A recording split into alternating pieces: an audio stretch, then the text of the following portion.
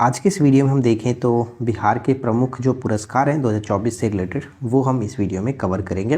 बहुत ही छोटा सा वीडियो रहने वाला है, तो इस वीडियो को आखिरी तक देखिए आप लोग। तो ज़्यादा समय ना देते शुरू करते हैं। सबसे पहले पद्म पुरस्कार 2024। तो पद्म पुरस्कार 7 लोगों को दिया गया, ये ध्यान रखिएगा, जिसमें एक पद्म विभूषण है, एक पद्म भूषण है और 5 लोगों को पद्मश्री से नवाजा गया। तो पद्म विभूषण की बात करें, जो कि भारत का दूसरा सबसे सर्वोच्च नागरिक पुरस्कार माना जाता है, बिंदेश्वरी पाठक जी को दिया गया। वैशाली के ये हैं, ठीक है, सामाजिक कार्य के लिए। सेकंड अगर बात करें पद्म भूषण किसको मिला, तो डॉक्टर चंद्रेश्वर प्रसाद ठाकुर, मेडिसिन के क्षेत्र में कालाजार में शोध हेतु, ठीक है। और 5 लोगों को पद्मश्री से नवाजा गया, जिसमें सुरेंद्र किशोर साहित्य और पत्रकारिता के क्षेत्र में, राम कुमार मलिक को ध्रुपद गायन, दरभंगा घराने से बिलोंग करते हैं। अशोक कुमार विश्वास टिकुली कला, ध्यान रखिएगा कि राम कुमार मलिक जो है इनका निधन भी हो गया। अशोक कुमार विश्वास जो है टिकुली कला के लिए दिया गया, और टिकुली कला के भी पितामह के नाम से भी इनको जाना जाता है, अशोक कुमार विश्वास को। शिव पासवान और शांति पासवान, इन लोगों को मधुबनी पेंटिंग के शैली के जनक के रूप में जाना जाता है। इन 2 दंपतियों को ये दिया गया। तो कुल मिलाकर पद्म जो पुरस्कार है 7 व्यक्तियों को दिया गया, ध्यान में रखेंगे। नेक्स्ट हम बात करें तो भारत रत्न 2024 की अगर हम बात करें तो सबसे इम्पॉर्टेंट रहेगा कर्पूरी ठाकुर जी को, जिन्हें जननायक के नाम से भी हम लोग जानते हैं। मरणोपरांत ये दिया गया, समस्तीपुर से बिलोंग करते, बिहार से। कर्पूरी ठाकुर जी के अलावा अन्य 4 व्यक्तियों को भी भारत रत्न से नवाजा जा चुका है, जिसमें डॉक्टर विधान चंद्र रॉय 1961 में, और उसके बाद डॉक्टर राजेंद्र प्रसाद जी को, देखिए यहाँ पे थोड़ा सा मिस्टेक है, ये 1999 नहीं 1962 में इनको दिया गया था, तो ये थोड़ा सा मिस्टेक मैंने कर दिया, ये थोड़ा सा मिस्टेक है, ठीक है। डॉक्टर विधान चंद्र रॉय, डॉक्टर राजेंद्र प्रसाद, जयप्रकाश नारायण जी को 99 में, और बिस्मिल्लाह खां 2001, और इसके बाद 2014 में मिल रहा है यहाँ पे कर्पूरी ठाकुर जी को। तो ये चीज़ याद रखेगा। आदित्य अनमोल ने इनके ऊपर, कर्पूरी ठाकुर जी के ऊपर एक पुस्तक भी लिखा है, जिसका नाम है the Jannayak Karpoori Thakur, the voice of voiceless. तो ये पुस्तक भी याद रखेंगे। नेक्स्ट आता है कि प्रधानमंत्री राष्ट्रीय बाल पुरस्कार 2024।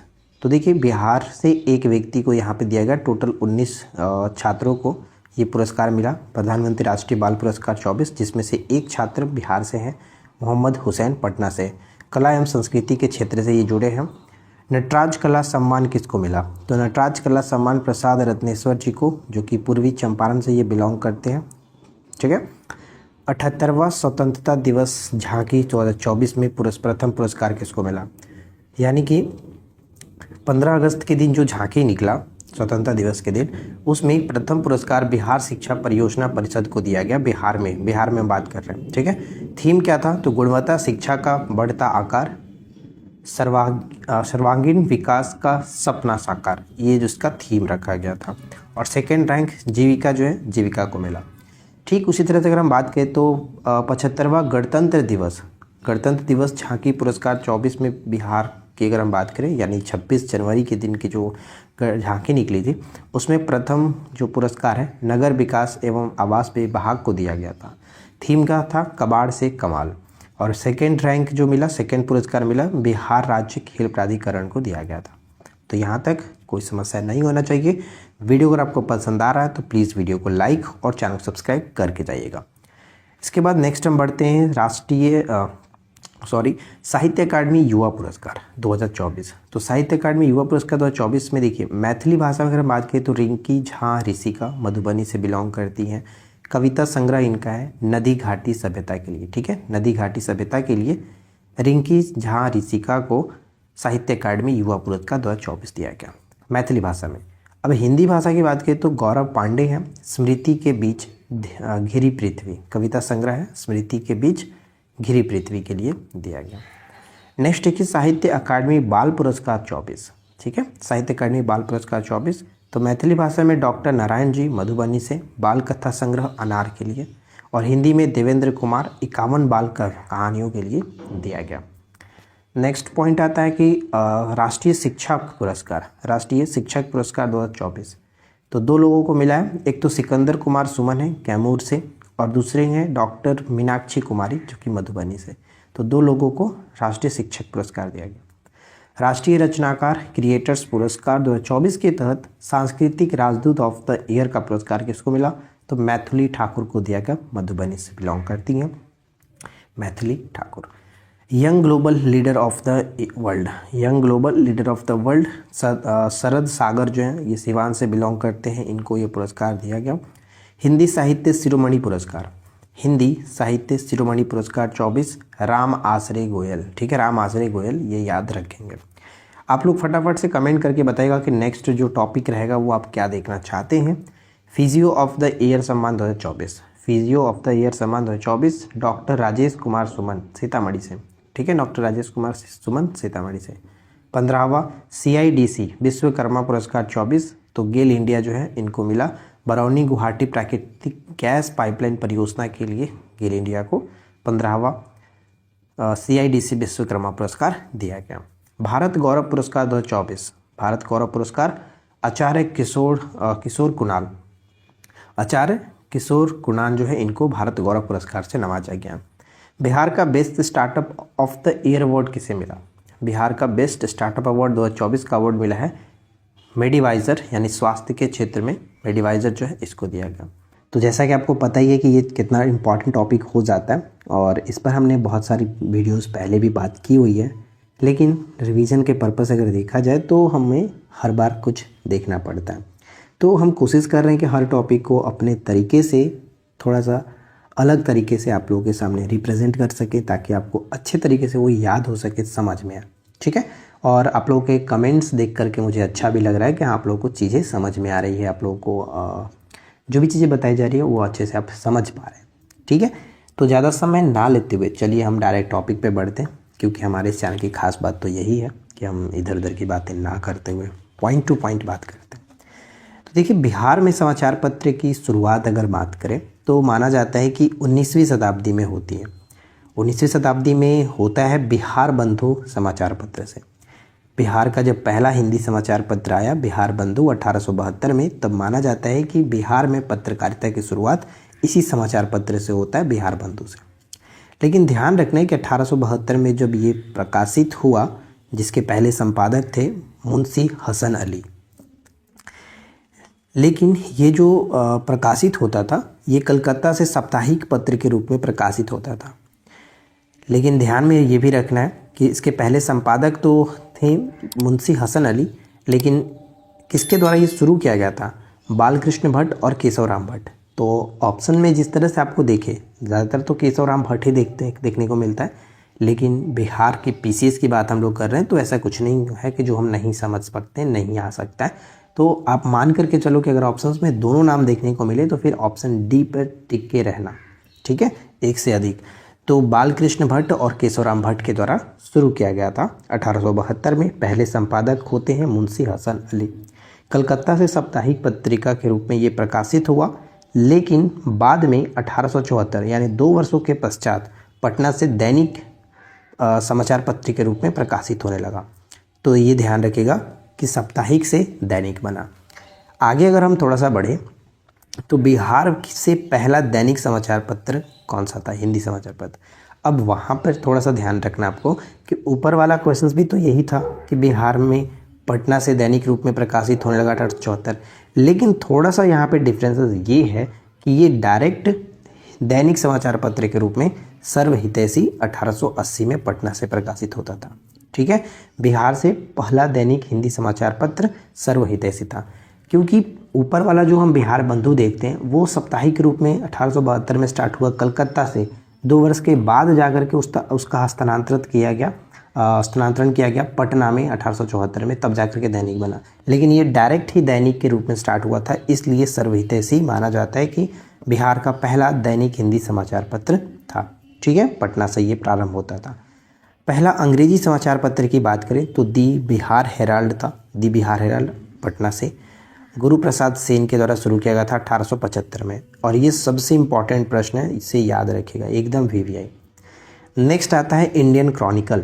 इंडियन क्रॉनिकल 1881 में प्रकाशित होना स्टार्ट हुआ पटना से। इंडियन क्रॉनिकल ये भी याद रखेंगे। अच्छा, एक समाचार पत्र की अगर हम बात करें जो कि काफ़ी पॉपुलर था उस वक्त, मुर्ग ए सुलेमान। मुर्ग ए सुलेमान 1876 में मुंगेर से स्टार्ट होता था, मतलब प्रकाशित होता था। और सर्वप्रथम बिहारियों के लिए शीर्षक से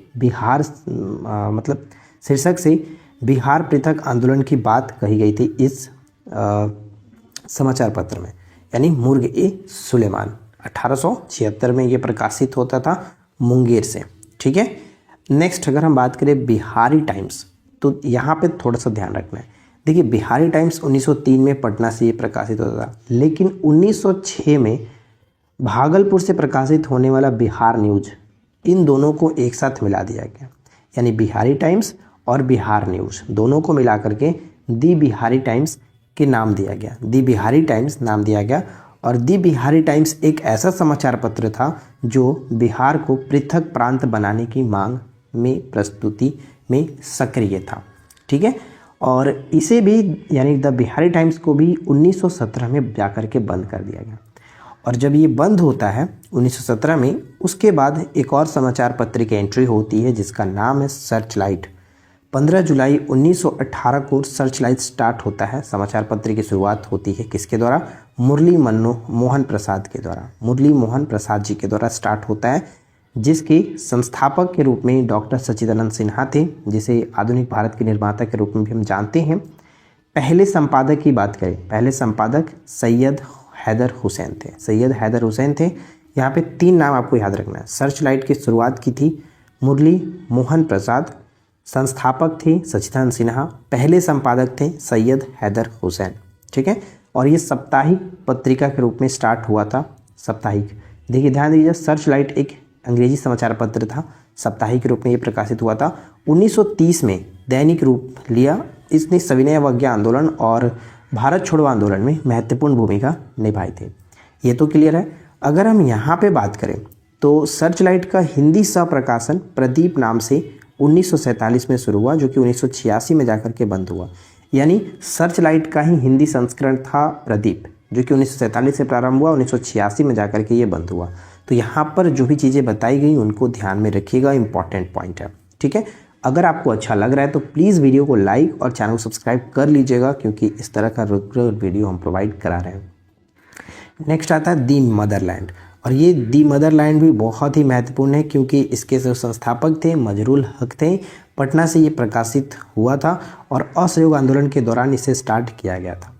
1985 में इसका प्रकाशन बंद करके उसके स्थान पर हिंदुस्तान टाइम्स के पटना संस्करण की शुरुआत की गई, यानी इसे 1985 में बंद किया गया और इसके स्थान पर हिंदुस्तान टाइम्स स्टार्ट हुआ। नेक्स्ट आता है कि बिहार का पहला उर्दू समाचार पत्र कौन था? तो नूरल अनवार। ठीक है। नूरल अनवार बिहार का पहला उर्दू अखबार था, जो कि आरा से प्रकाशित होता था। और किसके द्वारा? तो मोहम्मद हाशिम द्वारा। ठीक है, मोहम्मद हाशिम द्वारा। तो यहाँ पे हमने 3 चीज़ें देखा, जैसे कि पहला अगर पूछे कि बिहार में पहला हिंदी अखबार कौन था, तो बिहार बंधु। ठीक है। और बिहार का पहला दैनिक हिंदी अखबार अगर आपसे पूछ लिया जाए तो सर्वहितैषी कहेंगे। बिहार का पहला अंग्रेजी अखबार कौन था? तो बिहार हेराल्ड 1875 में गुरु प्रसाद सेन जी के द्वारा स्टार्ट हुआ। और उर्दू अखबार की बात करें तो उर्दू अखबार आप यहाँ पे देख ही पाएंगे, नूरल अनवार आरा से मोहम्मद हाशिम के द्वारा। नेक्स्ट दी पटना टाइम्स। दी पटना टाइम्स जो समाचार पत्र है 1924 में स्टार्ट हुआ था मोहम्मद यूनुस के द्वारा। तो कुल मिलाकर समाचार पत्र से जुड़ी हुई जो भी चीज़ें थी वो हमने इस वीडियो में कवर किया। आशा करते हैं कि आपको ये छोटा सा वीडियो, प्यारा सा वीडियो अच्छा लगा होगा। पसंद आया हो तो लाइक एंड शेयर कर दीजिएगा। और रही बात पीडीएफ की, तो पीडीएफ आपको हमारे एप्लीकेशन पर पेड कोर्स वाला जो सेक्शन है बिहार स्पेशल और 17 बीपीएससी का दोनों बैचेस में देखने को मिल जाएगा। तो सबसे पहले देखिए, समझ लीजिए कि बिहार में ऊर्जा विशेष विद्युत की आवश्यकता और उपलब्धता सुनिश्चित करने के उद्देश्य से बिहार सरकार के द्वारा 7 निश्चय, जो कि 15 से 20 तक कार्यक्रम चला था। इसके अंतर्गत हर घर बिजली लगातार कार्यक्रम शुरू किया गया था। ठीक है। और इसके अंतर्गत हम बात करें तो बहुत सारे ताप विद्युत संयंत्र जो कि बिहार में कार्यरत हैं। तो अगर हम देखें एक एक करके, जब सबसे पहले हम स्टार्ट करते हैं यहाँ पे कि बिहार राज्य विद्युत बोर्ड की स्थापना कब की गई थी, तो ध्यान रखिएगा बिहार राज्य विद्युत बोर्ड की स्थापना 1958 में किया गया है। 1958 में बेगूसराय में स्थित है बरौनी ताप विद्युत संयंत्र। मतलब बरौनी ताप विद्युत संयंत्र बरौनी में स्थित है और बरौनी जो पड़ता है वो बेगूसराय में, तो मैंने जिला यहाँ पे बताया आपको, ठीक है। अगर भागलपुर की बात करें तो भागलपुर में 2 विद्युत संयंत्र आपको देखने को मिलेगा, केंद्र देखने को मिलेगा। एक तो Kahalgaon super thermal power station होता है और दूसरा होता है पीरपैंती ताप विद्युत केंद्र। ये दोनों नाम याद रखिएगा, खास करके कहलगांव तो आपको अच्छे से याद रखना है, ठीक है, इंपॉर्टेंट रहेगा। इसके बाद अगर हम आगे बढ़ें तो बांका में देखेंगे। बांका में सुपर ताप परियोजना करके एक है जो कि बांका में पड़ता है। नेक्स्ट लखीसराय में कजरा ताप विद्युत केंद्र कहाँ स्थित है? लखीसराय में, ठीक है। औरंगाबाद के बारे में जानती हैं, नवीनगर ताप विद्युत केंद्र औरंगाबाद में पड़ता है। बक्सर ताप विद्युत केंद्र बक्सर के चौसा में स्थित है, ठीक है। बक्सर ताप विद्युत केंद्र ये चौसा में स्थित है। इसके बाद नेक्स्ट हम देखें पटना में बाढ़ सुपर थर्मल पावर केंद्र बाढ़ में स्थित है और ये बाढ़ जो है वो पटना के अंतर्गत आता है, तो ये थोड़ा सा इंपॉर्टेंट रहेगा, बाढ़ सुपर पावर थर्मल केंद्र। नेक्स्ट देखिए एक और ये है कि कांटी, ठीक है। कांटी ताप विद्युत केंद्र मुजफ्फरपुर में पड़ता है। कांटी ताप विद्युत केंद्र कहाँ पर? मुजफ्फरपुर में। तो यहाँ पर जो भी चीज़ें बताएं उनको तो अच्छे से याद रखना है, खास करके बिहार राज्य विद्युत स्थापना बोर्ड कब की गई थी, मतलब बोर्ड की स्थापना 1958 में किया गया था। और 2 चीज़ और याद रखिए, जैसे कि हमने बिहार का आर्थिक सर्वेक्षण 23-24 देखा था, तो उसमें मैंने एक चीज़ बताया आपको कि आर्थिक सर्वेक्षण 23-24 के आंकड़ों के अनुसार 22-23 में बिहार में कुल विद्युत की खपत कितनी हो गई है? तो 68-80 मेगावाट हो गया, ठीक है, मेगावाट। अगर हम यहाँ पे बात करें कि राज्य में ऊर्जा की प्रति व्यक्ति खपत कितनी है, तो प्रति व्यक्ति खपत 329 किलोवाट घंटा, यानी यूनिट हो गया 329 किलोवाट घंटा।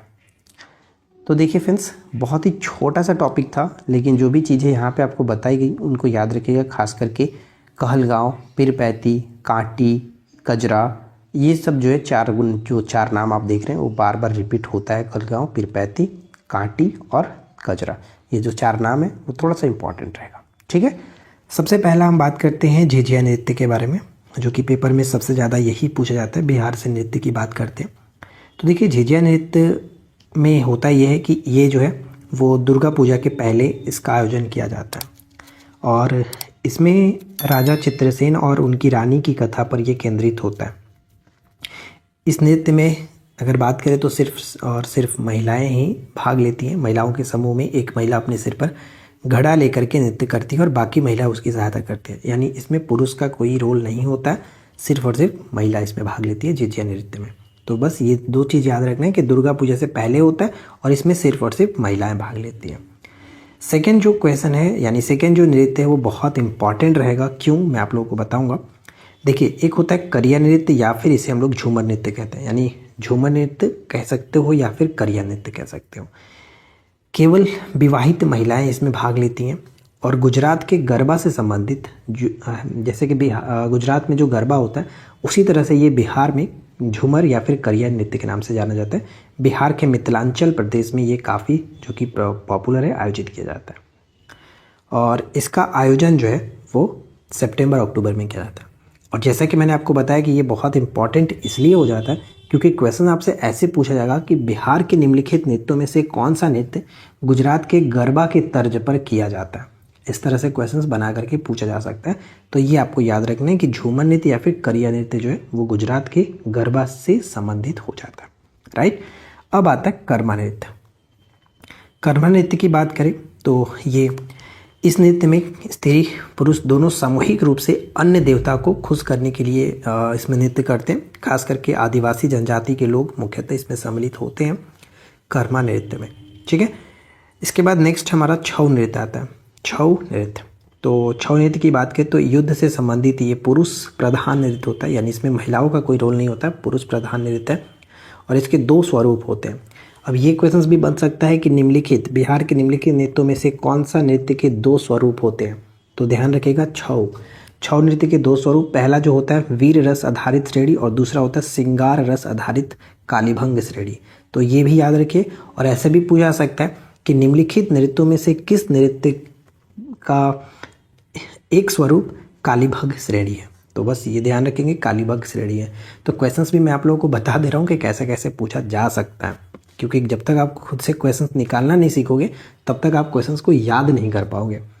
नेक्स्ट आता है जोगीरा नृत्य। जैसे हम लोग होली में आपने सुना होगा जोगीरा सुनने को मिलता है होली में खास करके, तो इसी को जोगीड़ा कहा जा रहा है। जोगीड़ा नृत्य होली के अवसर पर ये होता है। पुरुष महिलाओं सम्मिलित रूप से इसमें भाग लेती हैं, क्योंकि आपको पता ही है कि होली में सब लोग एक दूसरे के साथ मिल करके खुशी से नाचते झूमते हैं और उसमें रंग गुलाल एक दूसरे पर उड़ाया जाता है। तो ये उसी से जो मिलता जुलता नृत्य है जोगीड़ा नृत्य। ठीक है। नेक्स्ट झरने नृत्य। झरने नृत्य की बात करें तो ये मुस्लिम समाज के द्वारा मुहर्रम के अवसर पर आयोजन किया जाता है। मुहर्रम के अवसर पर मुस्लिम समाज के द्वारा झरने नृत्य। ठीक है। नेक्स्ट खोल्डिन नृत्य। खोल्डिन, तो खोल्डिन इसमें मुख्यतः शहरी ग्रामीण व्यावसायिक महिलाएं सम्मिलित होती हैं। ज़्यादा कुछ इंपॉर्टेंट नहीं है, बस याद रखिएगा खोल्डिन नृत्य। निम्नलिखित में से कौन सा नृत्य बिहार से, तो उसमें ऑप्शन दिखेगा खोल्डिन, आप वहाँ पे टिक कर लेना बिहार से। लौंडा नृत्य के बारे में क्या ही बताएं, आजकल तो ये हर हमेशा फेमस रहता है, ये हर जगह आपको देखने को मिलता है लौंडा नृत्य। इस नृत्य में पुरुष या फिर महिलाएं जो होती हैं वो महिला का रूप लेती हैं। अगर महिलाएं तो फिर तो कोई दिक्कत ही नहीं है, लेकिन पुरुष जो होता है वो महिला का रूप धारण करके ही नाचता है। लौंडा नृत्य के बारे में क्या ही बताऊं, सभी को पता है, और ख़ास करके ये भोजपुर में फेमस है, ऐसा बुक में देखने को मिला, तो ये ध्यान रखिएगा। और बिहार के अन्य नृत्य की बात करें, यानी इसके अलावे भी बहुत सारे नृत्य हैं जो बिहार में हैं, लेकिन पॉपुलर पेपर के अकॉर्डिंग देखा जाए तो ये सब थे जो मैंने आपको ऊपर में बताया। अब इसके अलावा जैसे कि कठ घोड़वा नृत्य हो गया, धोबिया नृत्य होता है, गंगिया नृत्य हो गया, झन्नी बिन्नी नृत्य होता है, घोघोरानी नृत्य, गोंडी नृत्य होता है, धन कटनी नृत्य होता है, इत्यादि बहुत सारे नृत्य इसके अलावा भी है। ठीक है। सबसे पहले हम बात करते हैं कि बिहार पंचायती राज व्यवस्था कब लागू हुई। तो देखिए, बिहार में पंचायती राज व्यवस्था सर्वप्रथम बिहार पंचायत समिति एवं जिला परिषद अधिनियम 1961 के तहत अस्तित्व में आया था, जिसे 17 फरवरी 1962 को कानून का दर्जा प्राप्त हुआ और इसे लागू किया गया। ठीक है। जैसा कि हम जानते हैं बिहार या फिर अलग अलग कुछ स्टेट्स हैं जहाँ पर, मतलब बिहार में मोस्टली स्टेट में त्रिस्तरीय पंचायती राज व्यवस्था लागू की गई। बलवंत राय मेहता समिति की जो सिफारिश थी त्रिस्तरीय पंचायती राज व्यवस्था की, उसी को फॉलो किया जाता है। लेकिन कुछ कुछ स्टेट हैं जहाँ पर त्रिस्तरीय के अलावा 4 स्तरीय भी हैं, 2 स्तरीय भी है। ठीक है। तो फिलहाल हम वहाँ तक नहीं जाते, सिर्फ और सिर्फ इसमें बात करते हैं कि बिहार में त्रिस्तरीय प्रशासनिक व्यवस्था है, जिसमें पहला स्तर पर ग्राम पंचायत आता है, दूसरे स्तर पर आता है पंचायत समिति, और तीसरे स्तर पर जिसे सर्वोच्च स्थान पर रख सकते हैं हम लोग जिला परिषद। ठीक है। इन्हीं तीनों के बारे में डिस्कस करते हैं। तो यहाँ पे अगर हम देखेंगे 73वें संविधान संशोधन 1992 के तहत पंचायती राज व्यवस्था को संविधान की 11वीं अनुसूची में जोड़ा गया था। इसी संदर्भ में बिहार पंचायती राज अधिनियम 1993 में ही पारित किया गया और बिहार में भी त्रिस्तरीय प्रशासनिक व्यवस्था कायम है। ठीक है। तो बिहार में त्रिस्तरीय जो कि प्रशासनिक व्यवस्था है, और इसी के अंतर्गत हम सबसे पहले स्टार्ट करते हैं ग्राम पंचायत। पॉइंट टू पॉइंट ही बात करेंगे, एक्स्ट्रा कुछ नहीं, जो आपके पेपर के लिए इम्पॉर्टेंट है उसी पर हम लोग फोकस करेंगे। तो पंचायत समिति, तो जैसा कि हम जानते हैं पंचायतों के गठन के बारे में अगर हम बात करें तो अनुच्छेद 40 में ये बात कही गई है, आपको पता ही होगा। जब हम पढ़ते हैं राज्य के नीति निर्देशक तत्व, तो उसमें 36 से 51 के तहत आपको अनुच्छेद 40 में देखने को मिलता है कि ग्राम पंचायतों का जो संगठन है वो अनुच्छेद 40 के अंतर्गत आता है। ठीक है। तो पंचायती राज व्यवस्था के अंतर्गत सबसे निचले स्तर पर प्रशासनिक कार्यवाही के संचालन हेतु ग्राम पंचायत का गठन किया जाता है। बिहार में सामान्यतः लगभग 7000 आबादी पर एक ग्राम पंचायत की व्यवस्था की गई है। ये याद रखेंगे, लगभग 7000 आबादी पर। ग्राम पंचायत पर महिलाओं की भागीदारी बढ़ाने हेतु बिहार पंचायती राज अधिनियम 2006 में संपूर्ण सीटों में 50% सीटों का आरक्षण किया गया। पहले जनरली हम जानते थे 33% था, लेकिन जब से बिहार पंचायती राज अधिनियम 2006 आया तो उसमें महिलाओं के लिए सीटों की जो संख्या है वो 50% कर दी गई है, आरक्षण 50% दे दिया गया। ठीक है। तो ये पॉइंट इंपॉर्टेंट रहेगा, इसे अच्छे से याद रखना। अब यहाँ पे 2 चीज़ जो है वो अच्छे से समझिएगा। बैठक की जो अवधि होती है, यानी ग्राम पंचायत जो ग्राम सभा है इसकी जो बैठक होती है, बैठक की जो अवधि होती है, वो ग्राम सभा की बैठक समय समय पर होगी, लेकिन किन्हीं 2 बैठकों के बीच का जो अंतराल होना चाहिए वो 3 महीने से ज़्यादा नहीं होना चाहिए। ठीक है, 3 महीने से अधिक नहीं होना चाहिए, ये चीज़ ध्यान रखेंगे। अब बात आता है कोरम या फिर गणपूर्ति जिसको कहते हैं, मतलब कि किसी भी कार्यवाही के लिए इतने लोगों का होना आवश्यक है, अगर नहीं होंगे तो फिर नहीं होगा बैठक, ये चीज़ माना जाता है कोरम। तो किसी बैठक या किसी बैठक का कोरम ग्राम सभा के कुल सदस्यों का, ध्यान रखेंगे, कुल सदस्यों के 20वें भाग से पूरी होगी, यानी 20वां भाग वहाँ पर मौजूद होना चाहिए, तब जा कर के ये गणपूर्ति होगी। ठीक है। अब आता है पीठासीन पदाधिकारी, यानी जो बैठक का अधिकारी जो होगा, मतलब कि वो अध्यक्ष जिसे हम लोग कहते हैं, तो ग्राम सभा में कौन होता है?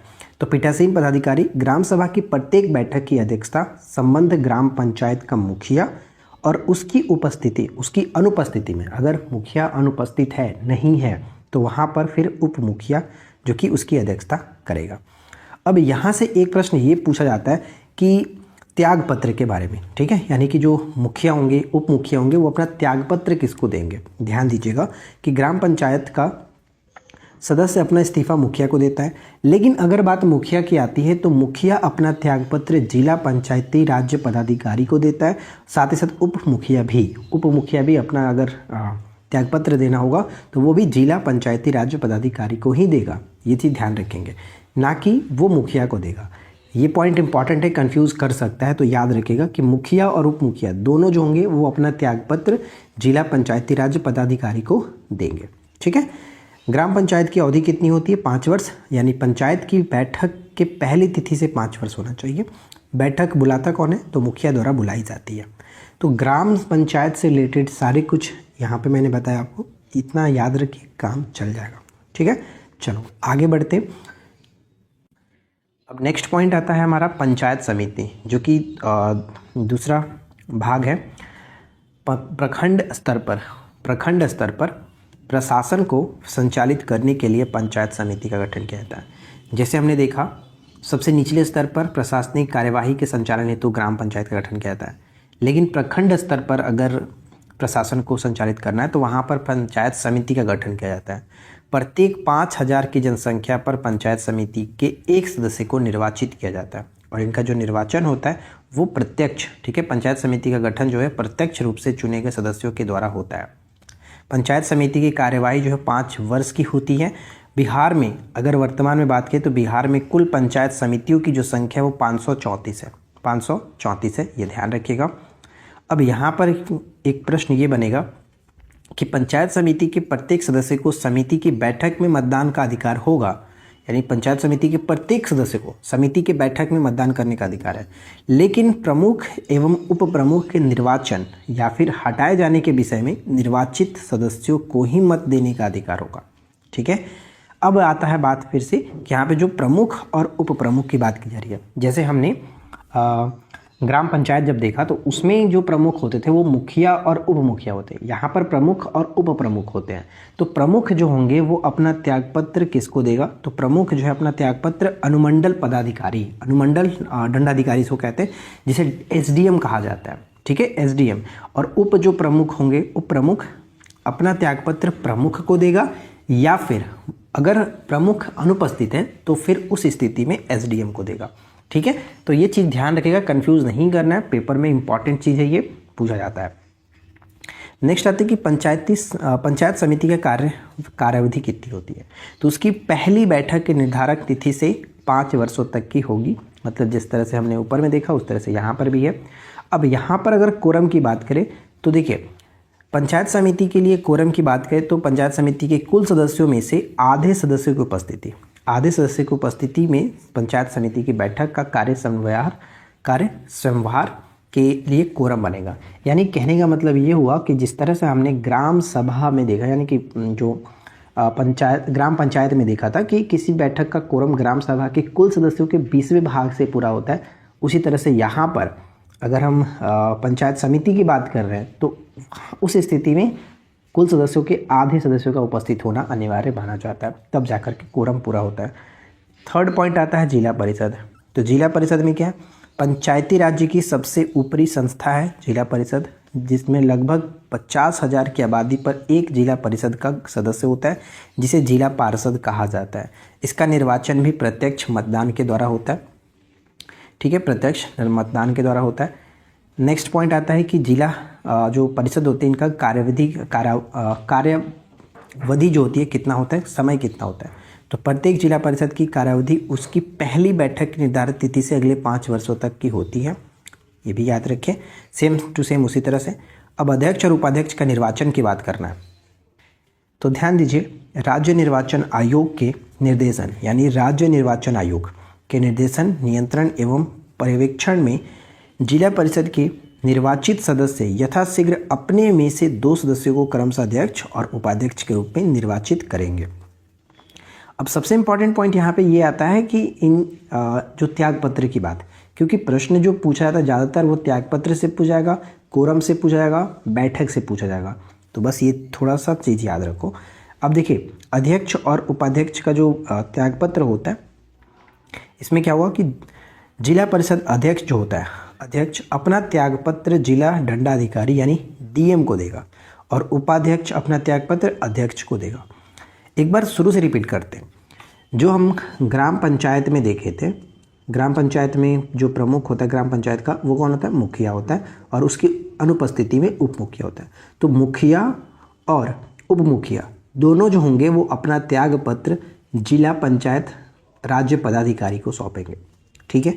पंचायत समिति में अगर हम आते हैं, सेकेंड नंबर वाला जो है, उसमें प्रमुख और उप प्रमुख होता है। तो जो प्रमुख होगा वो अपना त्यागपत्र अनुमंडल दंडाधिकारी यानी एसडीएम को देगा, और उप प्रमुख मतलब उप जो प्रमुख होगा वो अपना त्यागपत्र प्रमुख को देगा, या फिर अगर प्रमुख अनुपस्थित है तो फिर एसडीएम को देगा।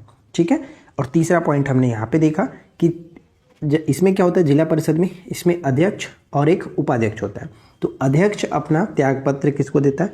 डीएम को यानी जिला पदाधिकारी को, जिला दंडाधिकारी को, और उपाध्यक्ष जो होता है वो अध्यक्ष को देगा। तो बस यही चीज़ इसमें ध्यान में रखना है, कंफ्यूज नहीं करिएगा, अच्छे से 1-2 बार देखिए, समझिए, एक जगह लिख लीजिए, वो आपको क्लियरली समझ में आएगा। ठीक है। कर्नाट वंश के बारे में आप लोगों को पता ही होगा, यहाँ से कई सारे क्वेश्चंस पेपर में पूछे गए हैं पहले, और आगे आने की चांसेस भी है।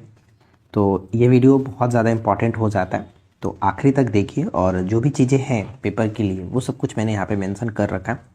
और ये जो पीडीएफ रहेगा वो आपको एप्लीकेशन पर मिल ही जाएगा, जैसे कि मैंने हमेशा से बताया कि पेड कोर्स वाला जो सेक्शन है उसमें आपको पीडीएफ सारा मिल जाएगा।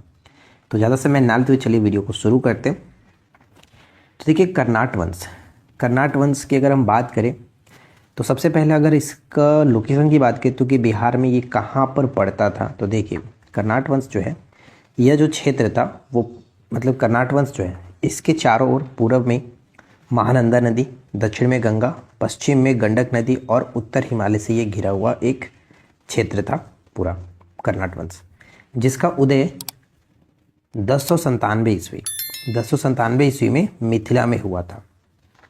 मिथिला में यानी कि जिसे हम लोग नेपाल और भारत के बीच जो मिथिलांचल के नाम से जानते हैं, जो तराई का क्षेत्र होता है, वहाँ पर इसका विकास हुआ मिथिला में। इसकी जो राजधानी थी, राजधानी बरा जिले के सिमरौनगढ़ में था, बरा जिले के सिमरौनगढ़ में था। तो ये 2 चीज़ तो सबसे पहले अच्छे से याद रखना है। और एक सबसे इम्पॉर्टेंट पॉइंट, कर्नाट वंश के संस्थापक कौन थे? तो कर्नाट वंश के संस्थापक के रूप में नान्यदेव को माना जाता है। तो 3 चीज़ अच्छे से याद रखें। इसका उदय 1097 ईस्वी में मिथिला में हुआ। किसने मतलब इसके संस्थापक कौन थे? तो संस्थापक नान्यदेव थे। राजधानी बरा जिले के सिमरौनगढ़ में थी। ठीक है। कर्नाट वंश के शासनकाल को मिथिला का स्वर्ण युग कहा जाता है, ये पॉइंट याद रखना है। इस वंश को सिमराव वंश या फिर देव राजवंश के नाम से भी जानते हैं। यानी कर्नाट वंश तो है ही, लेकिन इस वंश को सिमराव वंश या फिर देवराज वंश के नाम से भी जाना जाता है। जो इसके संस्थापक थे नान्यदेव की एक उपाधि थी जिनको हम लोग कर्नाट कुलभूषण के नाम से जानते थे। कर्नाट कुलभूषण की उपाधि जो है वो नान्यदेव ने धारण किया था, और इनका जो कार्यकाल रहा नान्यदेव का 1098 से 1133 ईस्वी तक ये जो कि शासक रहे, और इन्होंने कर्नाट की राजधानी जो है वो सिमरावगढ़ को बनाई थी। राज्य ने उन क्षेत्रों को नियंत्रित किया जिन्हें आज हम भारत और नेपाल में तिरहुत या फिर मिथिला के रूप में जानते हैं। ठीक है, यही चीज़ मैं आपको यहाँ पर बताने वाला था। अब यहाँ पे एक पॉइंट तो आपको क्लियर हो ही गया, जैसे कि जो राजधानी थी वो 12 जिले के सिमरावगढ़ में था। लेकिन अगर पूछे कि कर्नाट वंश की दूसरी राजधानी कहाँ पर थी, तो दूसरी राजधानी दरभंगा थी, दूसरी राजधानी दरभंगा थी। ठीक है, आगे बढ़ते हैं।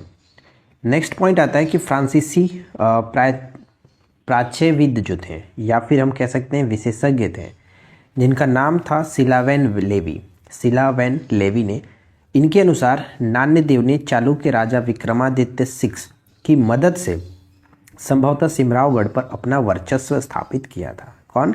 तो नान्यदेव ने। ठीक है, कर्नाट वंश का अंतिम शासक पूछा जा सकता है आपसे, तो हरि सिंह देव। हरि सिंह देव, हरि सिंह देव के समय में कुछ चीज़ें थीं जो कि बार बार पेपर में पूछा जाता है। जैसे कि मैं यहाँ पे आप लोगों को बताता हूँ कि पंजी प्रबंध की जो विकास हुआ, पंजी प्रबंध का जो विकास हुआ था वो हरि सिंह देव के समय में हुआ था। अब ये पंजी प्रबंध क्या था, यहाँ पे पढ़ सकते हैं कि वंशावली को लिखित रूप से सुरक्षित रखने की एक पुरानी पारंपरिक पद्धति होती थी, जिसे पंजी प्रथा, पंजी प्रबंध के नाम से जाना जाता था। ठीक है, और हरि सिंह देव जो अंतिम शासक थे, उनके समय में ही बिहार और बंगाल पर गयासुद्दीन तुगलक ने 1324-25 में आधिपत्य कर लिया था, यानी बिहार और बंगाल पर आधिपत्य कर लिया था। राइट।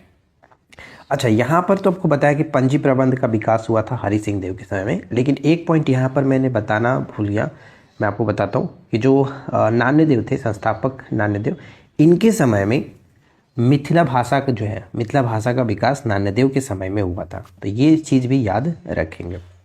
नेक्स्ट आता है नरसिंह देव, एक शासक थे कर्नाट वंश के। नरसिंह देव बंगाल के शासक से परेशान होकर के उसने तुर्की का सहयोग किया।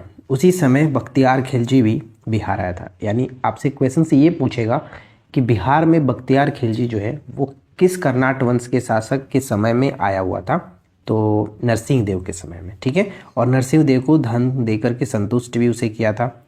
नान्यदेव के समय में मैथिली भाषा जो है, मैथिली भाषा का विकास हुआ। ये चीज़ मैंने आपको ऊपर में बताया। अब आगे बढ़ते हैं। नेक्स्ट जो पॉइंट आप यहाँ पे देखेंगे, राम सिंह देव। ठीक है, राम सिंह देव तुर्की सेना तुगरिल तुगन के अभियान के समय ये शासक थे। और कर्नाट वंश का पूर्णतः जो पतन होता है वो 1378 ईस्वी में होता है। 1378 ईस्वी में स्टार्ट हुआ था। 1097 शासक जो थे किसके समय में, नान्यदेव इसके संस्थापक थे। और अंतिम शासक कौन थे, हरि सिंह देव। ठीक है, हरि सिंह देव। राम सिंह देव के समय में एक और चीज़ याद रखिएगा, जैसे कि इनके समय में तिब्बती धर्म स्वामी कर्नाट राजवंश के दरबार में आए हुए थे, तिब्बती धर्म स्वामी। और तिरहुत में आगमन जो हुआ था इनका धर्म स्वामी का, वो है 1234, यानी 1234। ये अच्छा सा याद रख लीजिएगा। तो कुल मिलाकर जो भी चीज़ें थी वो यही है, मैंने आपको सब कुछ बताया। खास करके इसमें आपको याद रखना है, संस्थापक कर्नाट कुलभूषण की उपाधि नान्यदेव ने धारण करी थी। कर्नाट वंश का अंतिम शासक हरि सिंह देव थे। पंजी प्रबंध का विकास हरि सिंह देव के समय में हुआ।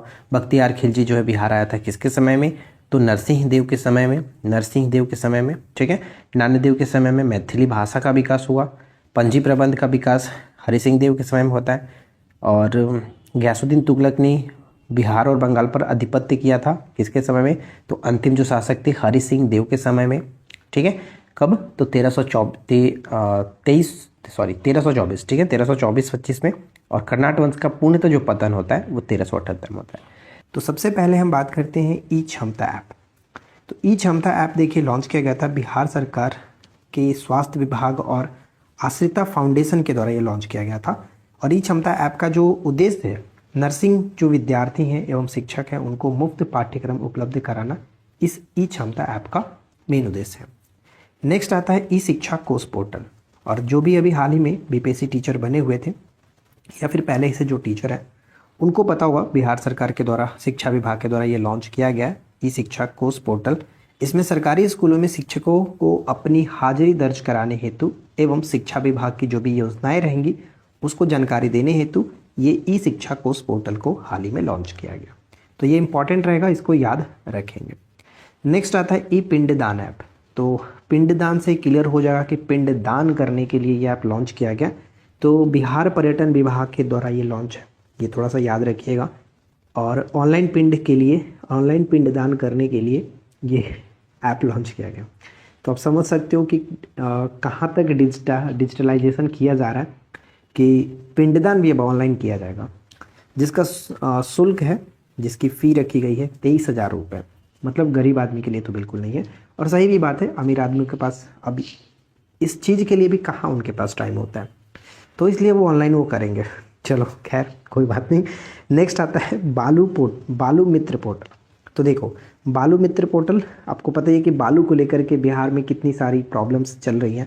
तो इसके लिए सरकार ने एक पोर्टल लॉन्च किया, खान एवं भूतत्व विभाग के द्वारा लॉन्च किया गया।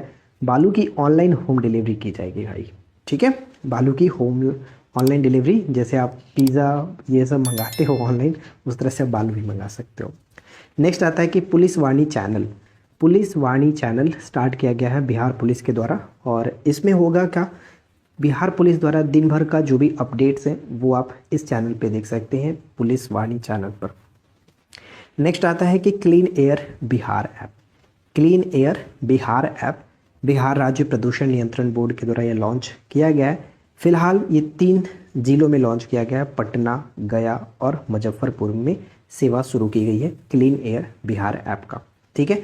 और ख़ास करके ये क्वेश्चन इंपॉर्टेंट इसलिए हो जाता है, आपसे ऐसे पूछा जा सकता है कि हाल ही में बिहार राज्य प्रदूषण नियंत्रण बोर्ड के द्वारा शुरू की गई क्लीन एयर बिहार ऐप निम्नलिखित में से किस जिले में सेवा प्रदान नहीं कर रही है, ठीक है, प्रदान नहीं कर रही है। तो आपको ये याद रखना है कि पटना, गया और मुजफ्फरपुर में सेवाएं काम शुरू की है, लेकिन इसके अलावा बाकी ज़िले में नहीं होगा। तो ऑप्शंस पे थोड़ा सा ध्यान रखिएगा, इस तरह से क्वेश्चंस पूछा जा सकता है। परिमार्जन प्लस पोर्टल, पहले भी परिमार्जन पोर्टल था, लेकिन अब इसमें प्लस ऐड कर दिया गया। परिमार्जन प्लस पोर्टल बिहार राजस्व एवं भूमि सुधार विभाग के द्वारा लॉन्च किया गया। भूमि संबंधी दस्तावेजों में सुधार हेतु आप ऑनलाइन कर सकते हैं परिमार्जन प्लस पोर्टल पर, ठीक है। विद्यावाहिनी ऐप जो है, विद्यावाहिनी ऐप के द्वारा बिहार शिक्षा विभाग के द्वारा ये लॉन्च किया गया था। कक्षा 1 से 12 तक के पाठ्यक्रम सामग्री ऑनलाइन उपलब्ध कराने हेतु ये विद्यावाहिनी ऐप को लॉन्च किया गया। अनमोल ऐप, पहले भी हम बात किए हुए अनमोल ऐप के बारे में, बिहार स्वास्थ्य विभाग के द्वारा गर्भवती महिलाओं और शिशुओं की ऑनलाइन मॉनिटरिंग के लिए ये है, ठीक है। वंडर ऐप भी कुछ इसी तरह से मिलता जुलता है। वंडर ऐप के बारे में हमने डिस्कस किया हुआ है, तो ये थोड़ा सा याद रखेंगे, ठीक है। चलिए आगे बढ़ते हैं। नेक्स्ट आता है बिहान ऐप। तो देखिए, बिहान ऐप तो पहले ही लॉन्च किया गया, बहुत पहले की बात है कि बिहार कृषि विभाग के द्वारा लॉन्च किया गया था। डिजिटल रूप से किसानों की सेवा के लिए ये लॉन्च किया गया। बिहार हॉर्टिकल्चर एग्रीकल्चर, सबसे पहले फुल फॉर्म याद रखिएगा, क्योंकि ऐसे क्वेश्चन पूछा सकता है कि हाल ही में बिहार कृषि विभाग के द्वारा लॉन्च किया गया बिहान ऐप में एच का क्या तात्पर्य है, ए का क्या तात्पर्य है, एन का क्या तात्पर्य है, ऐसे करके क्वेश्चन पूछा जा सकता है। तो Bihar horticulture agriculture natural resource management app, ये इसका पूरा नाम है, ठीक है। तो ये थोड़ा सा याद रखिएगा। बेफिक्र ऐप के बारे में भी आपको पता ही है, बेफिक्र ऐप, दृष्टि ऐप, ये सब कुछ लॉन्च किया गया। तो बेफिक्र ऐप के बारे में मैंने पहले ही बताया आपको, बिहार जल संसाधन विभाग के द्वारा बाढ़ एवं सुखाड़ के संबंधित जानकारी क्षेत्रीय स्तर पर रियल टाइम में पहुंचाने के लिए लॉन्च किया गया, ठीक है फ्रेंड्स। चलो अब आगे बढ़ते हैं। इंद्रव्रज ऐप, तो इंद्रव्रज ऐप यहाँ पे किससे संबंध रखता है, आपदा प्रबंधन विभाग से, आपदा प्रबंधन विभाग से, ये याद रखेंगे, ठीक है। बिहान ऐप के बारे में आपको कई बार बता चुका हूँ। बिहान ऐप का संबंध किससे, तो कृषि मंत्रालय से संबंध रखता है, तो ये चीज याद रखेंगे, कृषि मंत्रालय से बिहान ऐप, ठीक है। अश्विनी पोर्टल हाल ही में लॉन्च किया गया था। अश्विनी पोर्टल का संबंध किससे था, तो आशा कार्यकर्ताओं के लिए भुगतान नियमित रूप से मिल सके, ये चीज़ों को ध्यान में रखने के लिए अश्विनी पोर्टल को स्टार्ट किया गया था, ठीक है, अश्विनी पोर्टल। उसके बाद आगे देखिए वंडर ऐप। वंडर ऐप के बारे में मैंने आपको बताया था कि दरभंगा में इसको स्टार्ट किया गया था नीतीश कुमार जी के द्वारा। यहाँ पे देखिए क्या है कि राज्य की गर्भवती महिलाओं के चिकित्सीय विवरण अलग अलग अस्पतालों के बीच सरलतम आदान प्रदान करने हेतु ये स्टार्ट किया गया था वंडर ऐप, ठीक है। सिंपल सी भाषा में आप इसको कह सकते हैं कि प्रसव के दौरान होने वाली जो मृत्यु दर है उसको ये कम करने के लिए, उस चीज़ों को समझने के लिए ये बनाया गया था वंडर ऐप, ठीक है, वंडर ऐप। चलिए उसके बाद बात करते हैं हम लोग नेक्स्ट पॉइंट कह रहे हैं कि ई निश्चय पोर्टल। ई निश्चय पोर्टल पंचायती राज विभाग के द्वारा ये जो कि जारी किया गया, और इसमें क्या है कि हर घर नल का जल और गली नाली पक्कीकरण योजना से संबंधित जो शिकायतें होंगी इस पर हम ऑनलाइन कर सकते हैं ई निश्चय पोर्टल के तहत, ठीक है। तो ई निश्चय पोर्टल इंपॉर्टेंट है। उसके बाद hit Covid app. Hit Covid app home isolated मरीजों की नियमित निगरानी और ट्रैकिंग सुनिश्चित करने के लिए हिट कोविड ऐप बिहार के सरकार के द्वारा लॉन्च किया गया था। उसके बाद है विद्या वाहिनी ऐप। विद्या वाहिनी ऐप का संबंध शिक्षा मंत्रालय से है। इसका संबंध क्या हुआ कि कक्षा 1 से लेकर के 12वीं के छात्रों के लिए डिजिटल शिक्षा को बढ़ावा देना है। विद्या वाहिनी ऐप नाम से ही क्लियर है, विद्या यानी कि शिक्षा से संबंधित है। उसके बाद है परिमार्जन पोर्टल। तो परिमार्जन पोर्टल राजस्व एवं भूमि सुधार विभाग के द्वारा ये संबंध रखता है, भूमि सुधार विभाग, ठीक है, परिमार्जन पोर्टल। उसके बाद इसके संबंध में एक और है, जैसे कि आपने यहाँ पे विद्या वाहिनी देखा तो उससे रिलेटेड एक और है कि मेरा मोबाइल मेरा विद्यालय, मेरा मोबाइल मेरा विद्यालय उन्नत विहार कार्यक्रम के तहत, उन्नत विहार कार्यक्रम के तहत कक्षा 6 से 12वीं छात्रों को ऑनलाइन शिक्षा प्रदान करना। ऊपर में था, हमने देखा था विद्या वाहिनी जो है वो 1 से 12वीं, लेकिन इसमें क्या है, मेरा मोबाइल मेरा विद्यालय 6 से 12वीं कक्षा तक के छात्रों को ऑनलाइन शिक्षा प्रदान करना। तो इसमें आपको छात्रों को ध्यान रखना 6 से 12 तक है। अनमोल ऐप का संबंध किससे, तो अनमोल ऐप देखिए गर्भवती महिलाओं और नवजात शिशु की मॉनिटरिंग के लिए इसको लॉन्च किया गया था। किसके द्वारा, स्वास्थ्य मंत्रालय के द्वारा, स्वास्थ्य मंत्रालय के द्वारा, राइट, इंपॉर्टेंट है। चलिए उसके बाद आगे बढ़ते हैं। नेक्स्ट वन है कि ई लॉट्स पोर्टल। ई लॉट्स पोर्टल का संबंध किससे, तो ये भी आपका बिहार शिक्षा परियोजना परिषद के द्वारा लॉन्च किया गया ई लॉट्स पोर्टल। इसमें क्या है कि शिक्षकों एवं विद्यार्थियों के लिए ई पुस्तकालय का शुरुआत किया गया ई लॉट्स पोर्टल, ठीक है। इसके बाद आता है हमारा नेक्स्ट वन है कि ई संबंधन पोर्टल। डायरेक्ट पूछा जाएगा कि ई संबंधन पोर्टल का संबंध किससे है, तो ये शिक्षा से संबंधित है। राइट टू एजुकेशन के द्वारा निजी स्कूलों में 25% जो गरीब बच्चे होंगे उनके नामांकन की जानकारी देना है, तो ये आपका ई संबंधन पोर्टल। और इसके बाद है चक बिहार ऐप। चक बिहार ऐप, इसके लिए एक समझौता किया गया, IIT रुड़की के द्वारा ये बनाया गया। तो किससे संबंधित है, तो चक से आप देख सकते हैं चकबंदी, बिहार में चकबंदी के लिए चक बिहार ऐप को लॉन्च किया गया IIT रुड़की की सहायता से, तो ये याद रखना है। उसके बाद हमारा बनता है नेक्स्ट वन की गृह दर्शन ऐप। गृह दर्शन ऐप गृह विभाग के द्वारा, इसमें क्या है कि कानून व्यवस्था को और बेहतर करने एवं जरूरत के समय आम लोगों की मदद करने के लिए गृह दर्शन ऐप को लॉन्च किया गया। क्लियर। दृष्टि ऐप ध्यान रहेगा, दृष्टि ऐप क्या है कि जल संसाधन विभाग के द्वारा इसको शुरू किया गया। जल संसाधन विभाग विभिन्न परियोजनाओं की जांच के लिए, निगरानी रखने के लिए दृष्टि ऐप को लॉन्च किया गया। उसके बाद हमारा बनता है स्वच्छता ऐप। स्वच्छता ऐप क्या है, तो इसमें याद रखना है कि स्वच्छता ऐप के संबंध में पटना नगर निगम के द्वारा ये लॉन्च किया गया फ्री पार्किंग प्रोवाइड कराने के लिए। निःशुल्क पार्किंग सुविधा उपलब्ध कराने हेतु पटना नगर निगम ने स्वच्छता ऐप को लॉन्च किया, ठीक है। उसके बाद है ई संजीवनी OPD ऐप। ई संजीवनी में क्या है कि बिहार वासी समान जो बीमारी होंगे वो घर बैठे वीडियो कॉल के जरिए जानकारी प्राप्त कर सकेंगे इस ऐप के, यानी कि इस ऐप के थ्रू, ठीक है, ई संजीवनी OPD ऐप। उसके बाद अगला क्या है, समाधान ऐप। तो समाधान ऐप निर्वाचन आयोग के द्वारा लॉन्च किया गया था। इसमें क्या है कि बिहार में पंचायत चुनाव 2021 को लेकर के राज्य निर्वाचन आयोग ने आम लोगों को जानकारी देने के लिए इस एप्लीकेशन को बनाया था, समाधान ऐप, ठीक है। उसके बाद है सुविधा ऐप। सुविधा ऐप समाधान ऐप दोनों ध्यान रखेंगे, थोड़ा सा एक जैसा लग रहा है। और उसके बाद हमारा सुविधा ऐप में क्या है, सुविधा ऐप ये है कि ये ऊर्जा विभाग के द्वारा शुरू किया गया था, सुविधा ऐप ऊर्जा विभाग। और इसमें क्या है कि वितरण जो कंपनी यानी ऊर्जा जो डिपार्टमेंट ऊर्जा वितरण करता है, उसमें क्या है कि वितरण कंपनियों द्वारा उपभोक्ताओं को विभिन्न प्रकार की सेवाओं को प्रदान कराना है। जैसे नया बिजली कनेक्शन लेना हो तो आप ले सकते हो इस सुविधा ऐप के थ्रू। ऑनलाइन बिल भुगतान कर सकते हैं, बिजली चोरी की सूचना दे सकते हैं, किसी प्रकार के कोई शिकायत करना हो तब कर सकते हैं। यानी इस ऐप से आप बिजली से संबंधित, ऊर्जा विभाग से संबंधित सारी जानकारी आप यहाँ पे ले सकते हैं, शिकायत दर्ज करा सकते हैं। ग्रेट, तो ये चीज़ आप ध्यान रखेंगे, ऊर्जा विभाग से संबंधित है सुविधा ऐप। उसके बाद आगे बढ़ते हैं। नेक्स्ट वन है कि Bihar career portal. Bihar career portal शिक्षा विभाग के द्वारा संबंध रखता है। बिहार कैरियर पोर्टल माध्यमिक और उच्च माध्यमिक कक्षाओं के छात्र छात्राओं को कैरियर काउंसलिंग के लिए इसको लॉन्च किया गया था Bihar. Hello everyone, welcome back to online study zone. देखिए आज के इस वीडियो में हम एक छोटा सा टॉपिक लेकर आए हैं जो कि बहुत इंपॉर्टेंट भी है। बिहार में 2024 के जो भी प्रमुख पुस्तक और उनके लेखक रहे जो आपके पेपर के लिए इम्पॉर्टेंट रहेगा, पूछा जा सकता है, वो मैंने यहाँ पे इंक्लूड कर दिया जो मुझे एक्सपेक्टेड लगता है। ठीक है, तो ये छोटा सा वीडियो आपके लिए बहुत ज़्यादा इंफॉर्मेटिव है, तो एंड तक देख लेना और अच्छे से याद रख लेना। और ये PDF मैं आपको अपने एप्लीकेशन पर दे ही दूँगा, जो भी कोर्सेज़ है हमारा। तो चलिए ज़्यादा समय ना लेते वीडियो को शुरू करते हैं और आप वीडियो को ध्यान से देखिएगा क्योंकि ये नाम आपको याद रखना है। इसमें से कुछ नाम आपको अच्छे से याद होगा पहले से ही। तो सबसे पहला हमारा पुस्तक आता है अनकहे अल्फाज। अनकहे अल्फाज, इस पुस्तक के लेखक की बात करें तो सुनीता रंजन है। सुनीता रंजन जी लेखिका, अनकहे अल्फाज की लेखिका हो गई सुनीता रंजन, नाम याद रखेंगे। नीम का शहद, ये हम कई बार डिस्कस किए हुए। नीम के शहद की बात करें तो डॉक्टर राजवर्धन आज़ाद इस पुस्तक के लेखक हैं। और इन्होंने एक और पुस्तक लिखा था सोने के हाथ, ठीक है, सोने का हाथ नामक एक और पुस्तक इन्होंने लिखा था, तो ये भी याद रख लीजिएगा। नेक्स्ट आता है कि बापू इन बिहार सत्य की खोज में गांधी जी की तीर्थ यात्रा।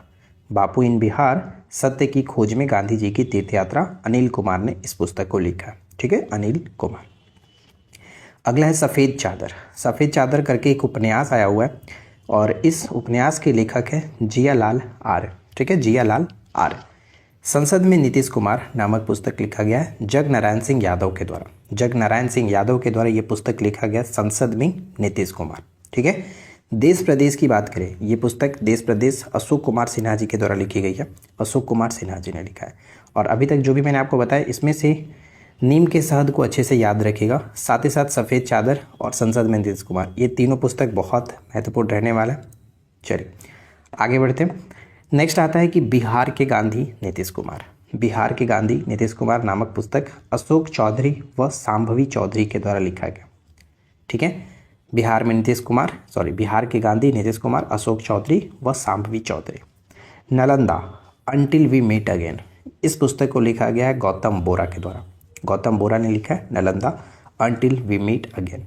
लोकतंत्र के पहरुआ, लोकतंत्र के पहरुआ नामक पुस्तक वरिष्ठ नारायण सिंह के द्वारा ये पुस्तक लिखा गया है और ये बहुत ज़्यादा इंपॉर्टेंट रहने वाला है, VVI रहेगा, लोकतंत्र के पहरुआ।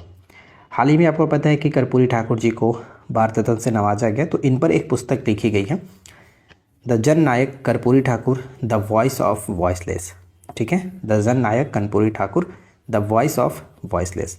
आदित्य अनमोल नामक जो है इन्होंने लिखा है, आदित्य अनमोल ने इस पुस्तक को लिखा है, इम्पॉर्टेंट रहेगा।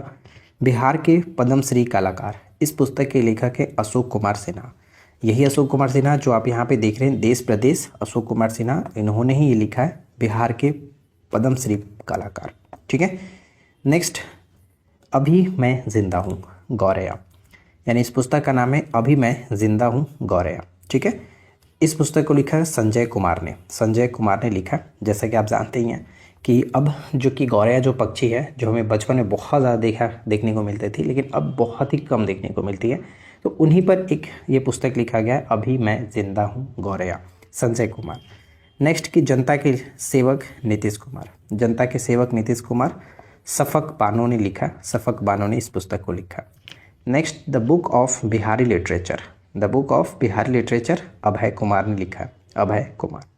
नीतीश कुमार अतरंग दोस्तों की नज़र से, नीतीश कुमार अतरंग दोस्तों की नज़र से, उदयकांत ने इस पुस्तक को लिखा है। तो यहाँ पर मैंने आप लोगों के साथ करीब 12 से 14 बुक्स के बारे में डिस्कस किया और ये सभी जो बुक्स हैं वो आपके पेपर के लिए इम्पॉर्टेंट रहेगा। तो बुक्स एंड ऑथर से रिलेटेड जो भी इंपॉर्टेंट चीज़ें थी वो हमने डिस्कस कर लिया। आई होप कि फ्रेंड्स आप लोगों को ये छोटा सा वीडियो पसंद आया होगा और इसको आप रिवीजन करते रहिएगा टाइम टू टाइम, क्योंकि याद रखना ज़रूरी है। सिर्फ वीडियो एक बार देख लेने से याद नहीं हो जाता, आप टाइम टू टाइम रिवीजन करिएगा ताकि ऑप्शंस जब मिले तो आप आराम से कर सको। ऐसा नहीं कि आप कन्फ्यूजन में गलत टिक करके आओ, ठीक है। तो अगर वीडियो पसंद आया हो तो प्लीज़ लाइक एंड शेयर कर दीजिएगा। चैनल पे पहली बार है तो सब्सक्राइब करके नोटिफिकेशन बेल आइकन को ऑल पे सेट कर दीजिए। और रही बात बिहार स्पेशल की PDF की, तो आपको हमारे एप्लीकेशन पर मिल जाएगा। आप हमारे एप्लीकेशन पर जा करके बिहार स्पेशल वाला बैच ज्वाइन कर सकते हैं, जहाँ पे सभी आपको बिहार स्पेशल के कंटेंट मिल जाएंगे, ठीक है। सारा PDF आपको मिल जाएगा। तो स्टार्ट करते हैं हम लोग पहले इधर से। बिहार में प्रथम हम बात करेंगे, जिलों के बारे में बात कर रहे हैं, तो ध्यान से देखिएगा। जैसे अगर आपसे पूछा जाए कि पहला नगर वन कौन सा बना है, यानी कि कौन सा जो जिला है पहला नगर वन बन गया, तो आपका सही आंसर होना चाहिए गया। अब गया में आपको पता है कि ब्रह्मयोनी जो पहाड़ी है, ब्रह्मयोनी पहाड़ी, ये पेपर में भी पूछा जा चुका है ऑलरेडी। तो ये चीज याद रखेंगे कि ब्रह्मयोनी पहाड़ी जो कि पहला नगर वन घोषित किया गया है, गया जिले में स्थित है, ठीक है। नेक्स्ट आता है कि पहला रबर डैम फल्गु नदी पर, आपको पता ही है कि गया में पहला रबर डैम बनाया गया था, तो इसको याद रखेंगे गया।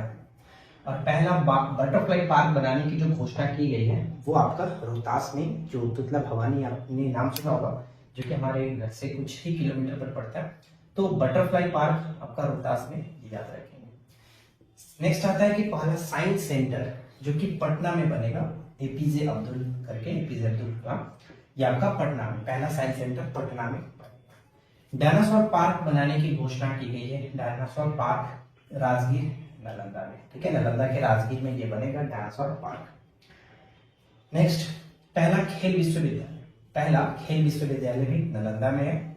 और पहला ग्लास ब्रिज की बात करें तो ये भी नालंदा में ही बना है। तो ग्लास ब्रिज के बारे में आपको पता है, ठीक है, नालंदा में स्थित है। अब देखिए नालंदा से यहाँ पे 3 चीजें आ गई जो देखने को मिला। और करंट अफेयर्स में मैंने आपको ये भी चीज बताया कि 2020 से मार्च 2024 तक इन 5 सालों में सबसे साइबर धोखाधड़ी जो ज्यादातर की गई है उसमें ये नालंदा शीर्ष पर रहा है, ठीक है, नालंदा शीर्ष पर रहा है साइबर धोखाधड़ी में। साइबर धोखाधड़ी, ठीक है, साइबर धोखाधड़ी में शीर्ष पर रहा है। नेक्स्ट है कि कछुआ पुनर्वास केंद्र बनाने की घोषणा की गई है भागलपुर में। कछुआ पुनर्वास केंद्र जो है वो भागलपुर में बनेगा, मतलब बना है, ये थोड़ा सा याद रखेंगे। और यहाँ पर एक चीज मैंने मेंशन नहीं किया, जैसे कि आपका एशिया का पहला डॉल्फिन रिसर्च सेंटर जो है वो पहला डॉल्फिन रिसर्च सेंटर पटना में बनेगा, यहाँ पे आप थोड़ा सा याद रख लेना। पहला जैविक हाट जो है वो भी आपका भागलपुर में, यानी पहला बायोडीजल रिफाइनरी जो है वो पटना में बनने की घोषणा है। पहला बायोडीजल रिफाइनरी पटना में बना है, राइट। और जैसा कि मैंने आपको बताया कि एशिया का पहला डॉल्फिन रिसर्च सेंटर भी पटना में बना है, ये याद रखना। नेक्स्ट की बापू टावर के बारे में आपको पता होगा कि बिहार के पटना में जो गर्दनी बाग स्थित है, यहाँ पे बहुत लोगों ने फिजिकल दिया हुआ है, एक बार हम भी छठे हुए फिजिकल वहां पर। तो गर्दनी बाग में बापू टावर नामक बनाया गया, राइट। नेक्स्ट, पहला फ्लोरिकल्चर सेंटर बिहार शरीफ में कहा तो भागन बिघा, ठीक है, भागन बिघा में ये बनाया गया है फ्लोरिकल्चर सेंटर। अगला है 100% बैंकिंग वाला पहला जिला कौन सा बना है। 100% बैंकिंग वाला जो जिला बना है वो जहानाबाद, ठीक है। नेक्स्ट की पहला जैविक कृषि गांव बना है। पहला जैविक कृषि गांव खेड़िया गांव जमुई में स्थित है और ये पहला जैविक कृषि गांव बना है। जमुई से बात करें तो पहला जो हमारा पक्षी महोत्सव वो भी आपका जमुई में मनाया गया है। और जमुई से रिलेटेड 2 प्रश्न तो और आपको याद रखना है, जैसे कि बिहार से टोटल 3 रामसर साइट जो कि शामिल हो चुके हैं पूरे भारत में जो है, उसमें से टोटल 3 बिहार के हैं, जिसमें पहला आपका कांवरताल जो था और 2 नागी और नट्टी को शामिल किया गया, तो टोटल बिहार से 3 है और वो दोनों जमुई में पड़ते हैं। पहला रामसर स्थल जो है वो कौन सा, कांवरताल, यानी पहला रामसर साइट बिहार से कौन सा था, कांवरताल, जो कि बेगूसराय में, ये ध्यान रखेंगे। तो इधर कोई दिक्कत नहीं होना चाहिए, जो भी चीजें आपको बताई गई उनको अच्छे से याद रखिएगा। और इसमें खास करके जैसे कछुआ पुनर्वास केंद्र हो गया, रबर डैम तो पहले भी पूछा जा चुका है, पहला नगर वन याद रखेंगे, साइंस सेंटर याद रखिए और बायोडीजल रिफाइनरी याद रखना है, साथ में 100% बैंकिंग वाला पहला जैविक कृषि गांव रामसर स्थल, और साथ में जो बिहार से टोटल कितने रामसर हो गए हैं, तो 3 रामसर हो गए, ये तीनों नाम याद रखिएगा।